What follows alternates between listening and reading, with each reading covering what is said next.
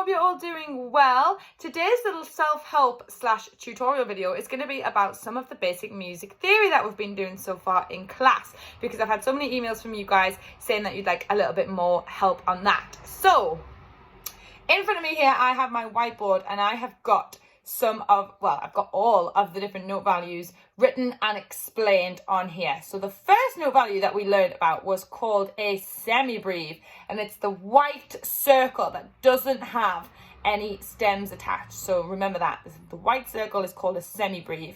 Now this symbol is worth 4 beats, okay?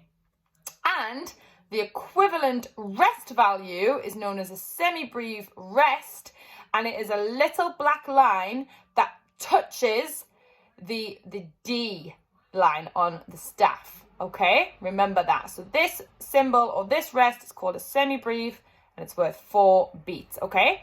Now the next one that we have is a minim. Now the minim is the white circle with the single stem there, okay? It's not coloured in the circle, known as a minim, and the rest looks very similar to the semibreve rest, but remember this touches the bottom B line on the staff. This symbol and this rest is worth 2 beats, so remember that one is called a minim.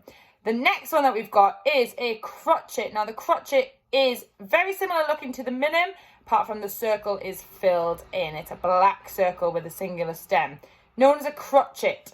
The rest for this one looks a little bit funny. It always looks a little bit like a fancy number 3, I always think. I haven't drawn it very well, but you'll see what I mean in class. I'll show you a better example. But that's kind of what it looks like. This symbol and this rest is worth 1 beat. So that is a crotchet. Okay, on the other side of my whiteboard, hope you can see this okay, I have the next note value that we looked at, which was a quaver. Now a quaver looks very similar to a crotchet, apart from the stem has a little tail attached like this.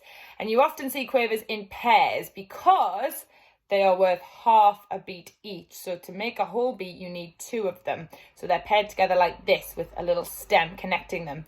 Now the rest for a quaver looks a bit like this. It's like a fancy, tiny little number 7 almost. That's how I remember it. And yeah, that is a quaver and quaver rest for you.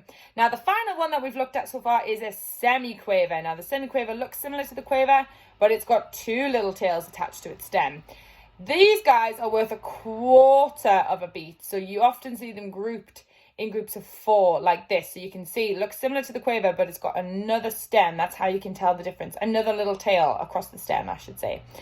And the rest looks again very similar to the quaver, but it's got that extra little tail that helps you tell it apart. So that is a semiquaver as well. I hope that helped you guys. Really looking forward to seeing you all next session. And if you've got any questions, just let me know. Bye.